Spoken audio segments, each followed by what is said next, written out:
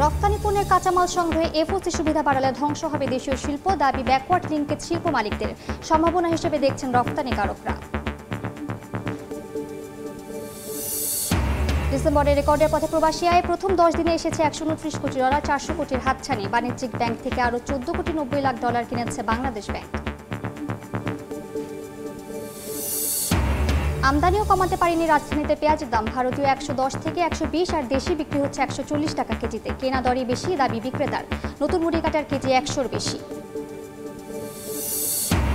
এবং ভারত ও চীনের পণ্যে 50% পর্যন্ত মেক্সিকোর শুল্ক আরোপ। জানুয়ারি থেকে কার্যকর। নীতি সুধার কমিয়েছে মার্কিন ফেডারেল রিজার্ভ। আরও কমানো উচিত মন্তব্য ট্রাম্পের।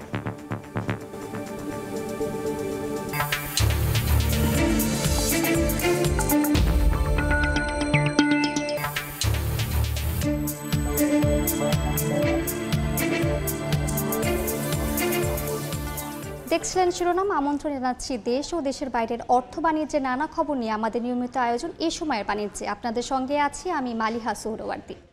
এমনিতেই রপ্তানি পণ্যে ভ্যালু অ্যাড করা অনেক বড় চ্যালেঞ্জ। সেই চ্যালেঞ্জকে যেন আরও বাড়িয়ে দিতে চায় সরকার। পোশাক তৈরিতে দরকারি কাঁচামাল সরবরাহে বিদেশি ক্রেতা প্রতিষ্ঠানকে সুবিধা দিতে এফওসি সুবিধার শর্ত শিথিল করার উদ্যোগ নেওয়ার পর এমনই প্রতিক্রিয়া জানাচ্ছেন সুতা, বস্ত্রসহ বিভিন্ন অনুষঙ্গের যোগান দেয়া ব্যাকওয়ার্ড লিঙ্কেজ শিল্পের উদ্যোক্তারা। তাদের যুক্তি, এতে যেমন ধ্বংস হবে দেশীয় শিল্প, তেমনি মজুরি ছাড়া পণ্যে মূল্য যোগ করার কোনো সুযোগ থাকবে না। যদিও বর্তমান প্রেক্ষাপটে এতেই রপ্তানি আয় বৃদ্ধির সম্ভাবনা দেখছেন পোশাক শিল্পের উদ্যোক্তারা।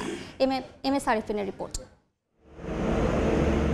ফ্রি অফ কস্ট এফওসি সাধারণত আমদানিকারকের পছন্দ মতো কিনে নেয়া কাঁচামাল শুল্কমুক্তভাবে রপ্তানিকারক তার কারখানায় নিয়ে আসেন এই সুবিধায়। পরে শুধু মজুরি মূল্য যোগ করে অল্প সময়েই ক্রয়াদেশের বিপরীতে পৌঁছে দেন রপ্তানি গন্তব্যে।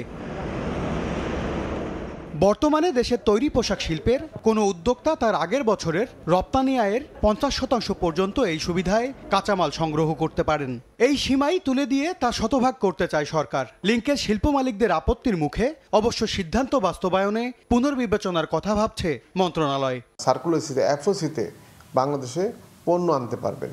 রপ্তানিমুখী শিল্পের কাঁচামাল যোগান দেয়া উদ্যোক্তাদের আপত্তির কারণ, জ্বালানি সংকট সহ নানা কারণে এমনিতেই ধুঁকছে শিল্প খাত। এই অবস্থায় বিদেশি ক্রেতাদেশ প্রতিষ্ঠানই যদি পণ্য তৈরিতে সুতা, কাপড় ও দরকারি অনুষঙ্গ সরবরাহ করেন, তাহলে কারখানা বন্ধ করতে বাধ্য হবেন তারা।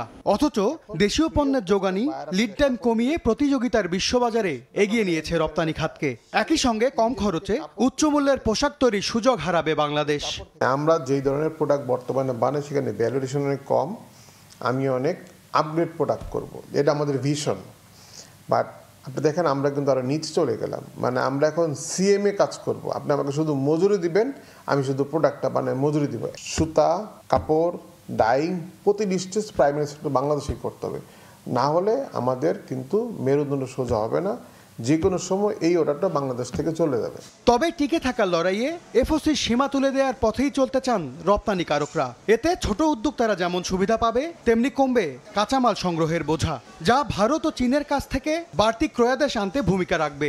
ইন্ডিয়া এবং চায়না ওদের র মেটেরিয়ালটা রেডি আছে, ওদের হঠাৎ করে ট্যারিফ বেড়ে গিয়েছে, কাজে এই অর্ডার কিছু বাংলাদেশে আসছে এবং ছোট এবং মাঝারি সাইজের যে গার্মেন্টসগুলো আছে তারা সেটির অ্যাডভান্টেজ নিতে পারছে। বড় কোম্পানিগুলো এটা থেকে বেনিফিট হচ্ছে যে নিউ অর্ডারগুলো যে ট্রান্সফার হয়ে আসছে। ব্যবসায়ীদের এমন বিপরীতমুখী অবস্থানে অর্থনীতিবিদদের বিশ্লেষণ, এফওসি সীমা বাড়ানো হলে আমদানি নির্ভরতা বাড়বে, যা দীর্ঘমেয়াদে পঙ্গু হওয়ার ঝুঁকিতে ফেলবে এগিয়ে চলা দেশীয় শিল্পকে। আমাদের অভ্যন্তরীণ শিল্প সক্ষমতা বাড়ানোটি সরকারের প্রাধিকার হওয়া উচিত। সেদিক থেকে এটাকে যদি কমিয়ে দেওয়া হয় তাহলে একই সাথে আমদানির যেমন বাড়বে, ট্রেন্ড বাড়বে, অন্যদিকে অভ্যন্তরীণ শিল্প যেগুলো রয়েছে তারাও এর একটা নেতিবাচক প্রভাবের মধ্যে পড়বে। বর্তমানে পোশাক খাতের মোট রপ্তানি আয়ের 40% ব্যয় হয় কাঁচামাল আমদানিতে। এম এস আরিফিন, সময় সংবাদ, ঢাকা। এবার বন্দর বাণিজ্যের খবর।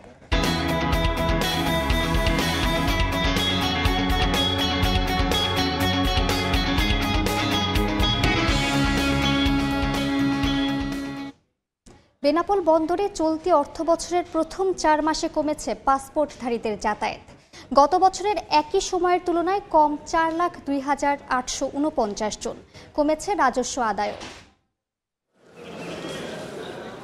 জুলাই থেকে অক্টোবর চলতি অর্থবছরের প্রথম 4 মাসে বেনাপোল বন্দর দিয়ে ভারত বাংলাদেশে দেশি বিদেশি 2,02,969 জন পাসপোর্টধারী যাতায়াত করেছেন। এর মধ্যে ভারতে গেছেন 1,14,734 জন আর ভারত থেকে বাংলাদেশে প্রবেশ করেছেন 88,235 জন। গত বছরের একই সময়ের তুলনায় দুই দেশের যাত্রী যাতায়াত কমেছে 4,02,849 জন।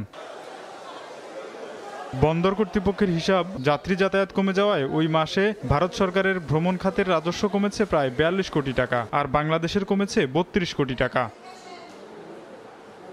ভ্রমণকারীরা জানান, ভারতীয় নাগরিক তুলনামূলকভাবে সহজে ভিসা পেলেও বেগ পেতে হচ্ছে বাংলাদেশিদের। শিক্ষা, চিকিৎসা, ব্যবসায়িক কর্মকাণ্ডে দুই দেশের নাগরিক বেনাপোল স্থলবন্দর দিয়ে যাতায়াত করে থাকেন। সময় সংবাদ, বেনাপোল।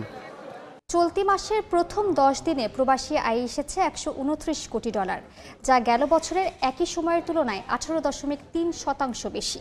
বৃহস্পতিবার সন্ধ্যায় এ তথ্য জানিয়েছে বাংলাদেশ ব্যাংক। এ ধারা অব্যাহত থাকলে মাসে $400 কোটি প্রবাসী আয় আসার নতুন রেকর্ড করবে ডিসেম্বর। 10 ডিসেম্বর পর্যন্ত চলতি অর্থবছরে মোট রেমিটেন্স এসেছে $1,432 কোটি 90 লাখ। গেল বছরে একই সময়ের তুলনায় যা 17.2% বেশি। মাসভিত্তিক তথ্য পর্যালোচনায় দেখা যাচ্ছে চলতি অর্থবছরে নভেম্বরে সবচেয়ে বেশি $288 কোটি 95 লাখ আর সবচেয়ে কম $242 কোটি 19 লাখ এসেছে আগস্টে। 16টি বাণিজ্যিক ব্যাংক থেকে $14 কোটি 90 লাখ কিনেছে বাংলাদেশ ব্যাংক। প্রতি ডলার 122 টাকা 29 পয়সায় বৃহস্পতিবার এই ডলার কেনা হয়েছে বলে জানিয়েছেন কেন্দ্রীয় ব্যাংকের মুখপাত্র মোহাম্মদ আরিফ হোসেন খান। এ নিয়ে 11 ডিসেম্বর পর্যন্ত চলতি অর্থবছর মোট $266 কোটি 30 লাখ কিনেছে বাংলাদেশ ব্যাংক। সব মিলিয়ে 11 ডিসেম্বর দেশে মোট রিজার্ভের পরিমাণ দাঁড়িয়েছে $3,212 কোটি 29 লাখ। আর আইএমএফের দেয়া হিসাব পদ্ধতি BPM-6 পদ্ধতিতে হয়েছে $2,745 কোটি 49 লাখ।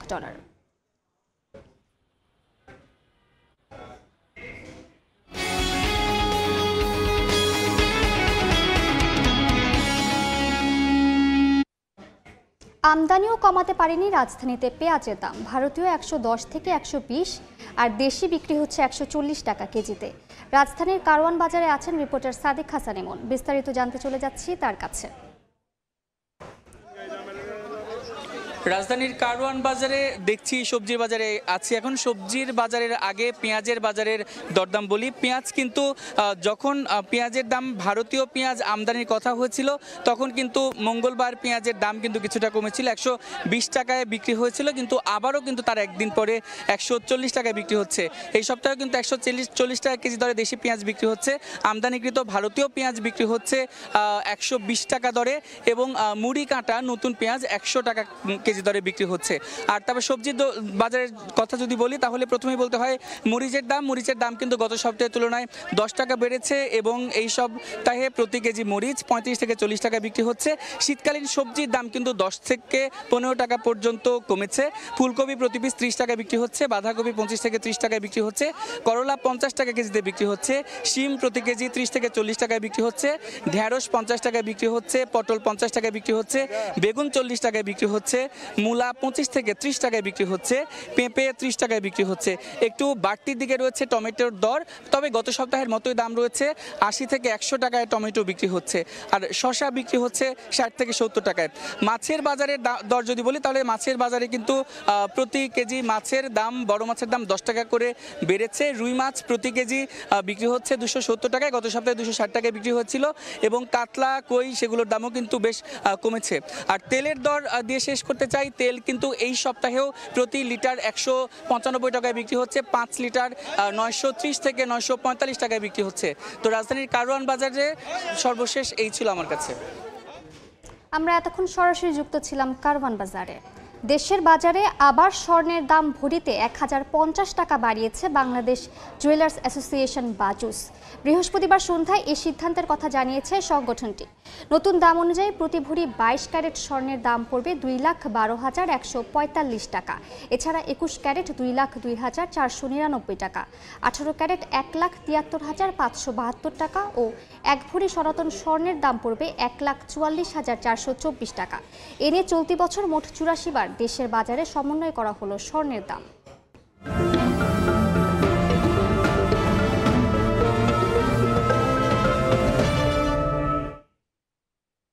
কিশোরগঞ্জের ভৈরবে পুরোদমে চলছে আমন ধান কাটা। বাম্পার ও ভালো ফলন পেয়ে খুশি কৃষক।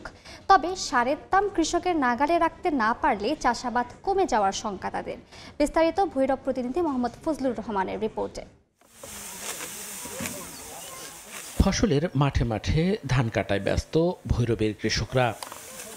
রোগবালাই কম হওয়ায় ভালো ফলনে খুশি কৃষকরা বলছেন, প্রতি বিঘায় 8,000 টাকা ব্যয় করে রোদে শুকানোর আগেই 18 থেকে 22,000 টাকায় ধান বিক্রি করছেন তারা।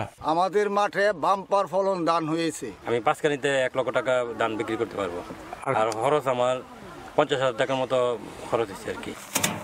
তবে সারের লাগামহীন বাজার দর আগামীর চাষাবাদ নিয়ে ভাবিয়ে তুলছে তাদের। সারের দাম কিন্তু বর্তমানে বেশি, কিন্তু সেই দিক থেকে আমরা ফর্তা মিলে না। লাভজনক চাষাবাদ সম্প্রসারণে যুগোপযোগী পরামর্শ দিয়ে কৃষকদের পাশে থাকার আশ্বাস কৃষি বিভাগের। আমাদের মাঠের যে উপসহকারী কৃষি কর্মকর্তাগণ আছেন, তারা আধুনিক পদ্ধতিতে কিভাবে ধান চাষাবাদ করা যায় এবং রোগবালাই পোকার আক্রমণ নিয়ে কৃষকদেরকে পরামর্শ দিয়ে যাচ্ছে। এবছর ভৈরবে 2,332 হেক্টর জমিতে আমন চাষের লক্ষ্যমাত্রার বিপরীতে চাষ হয়েছে 2,590 হেক্টর জমিতে।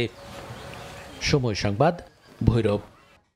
ভারত, চীন সহ বেশ কয়েকটি এশীয় দেশের পণ্যে সর্বোচ্চ 50% পর্যন্ত শুল্ক আরোপ করেছে মেক্সিকো, যা কার্যকর হবে আসছে বছরের প্রথম দিন থেকেই।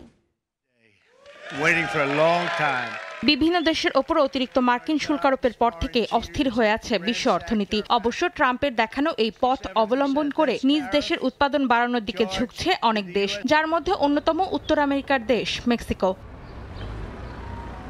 এবার 1,400টিরও বেশি পণ্যের আমদানির ওপর সর্বোচ্চ 50% পর্যন্ত নতুন শুল্ক আরোপের সিদ্ধান্ত নিয়েছে মেক্সিকো। যেসব দেশের সঙ্গে মেক্সিকোর কোনো মুক্ত বাণিজ্য চুক্তি নেই, তাদের পণ্যের ওপর বসবে এই শুল্ক। তালিকায় ভারত, চীন ছাড়াও রয়েছে দক্ষিণ কোরিয়া, থাইল্যান্ড ও ইন্দোনেশিয়া। বুধবার দেশটির সিনেটে এটির অনুমোদন দেয়া হয়। 2026 সালের 1 জানুয়ারি থেকে কার্যকর হবে এই সিদ্ধান্ত। নতুন শুল্ক মূলত শিল্প কারখানার কাঁচামাল ও ভোক্তা পণ্যে প্রভাব ফেলবে। এর মধ্যে রয়েছে গাড়ি ও গাড়ির যন্ত্রাংশ, টেক্সটাইল, পোশাক, প্লাস্টিক, ধাতু ও জুতা। নতুন পণ্যে সর্বোচ্চ 50% কর আরোপ হবে, তবে বেশিরভাগ পণ্যের উপর শুল্ক থাকবে 35%-এর মধ্যে। দীর্ঘদিনের মুক্ত বাণিজ্য পন্থা থেকে দেশটির এভাবে সরে আসাকে বড় ধরনের নীতিগত পরিবর্তন বলে মনে করছে আন্তর্জাতিক বিশ্লেষকরা। অন্তরা সেন, সময় সংবাদ।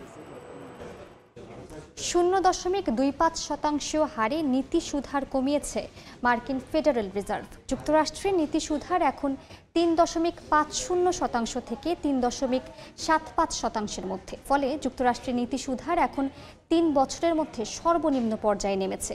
মূলত কর্মবাজারে চাঙা করতে এই সিদ্ধান্ত নিয়েছে ফেড। বুধবার এই সিদ্ধান্তের পরপরই মার্কিন শেয়ার বাজারে লেনদেনে ইতিবাচক প্রভাব পড়ছে। একই সঙ্গে দেশটিতে বিনিয়োগ বৃদ্ধির আশা করা হচ্ছে। তবে মার্কিন প্রেসিডেন্ট ট্রাম্পের দাবি, এই সুদহার আরও কমানো উচিত।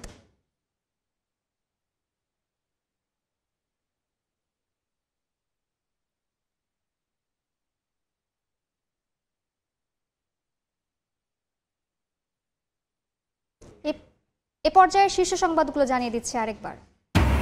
রপ্তানি পণ্যের কাঁচামাল সংগ্রহে এফওসি সুবিধা বাড়ালে ধ্বংস হবে দেশীয় শিল্প, দাবি ব্যাকওয়ার্ড লিঙ্কেজ শিল্প মালিকদের। সম্ভাবনা হিসেবে দেখছেন রপ্তানিকারকরা। ডিসেম্বরে রেকর্ডের পথে প্রবাসী আয় প্রথম 10 দিনে এসেছে $129 কোটি। 400 কোটির হাতছানি। বাণিজ্যিক ব্যাংক থেকে আরও $14 কোটি 90 লাখ কিনেছে বাংলাদেশ ব্যাংক। এবং আমদানিও কমাতে পারেনি রাজধানীতে পেঁয়াজের দাম। ভারতীয় 110 থেকে 120 আর দেশে বিক্রি হচ্ছে 140 টাকা কেজিতে। কেনা দরই বেশি, দাবি বিক্রেতার। নতুন মুড়ি কাটার কেজি 100-র বেশি।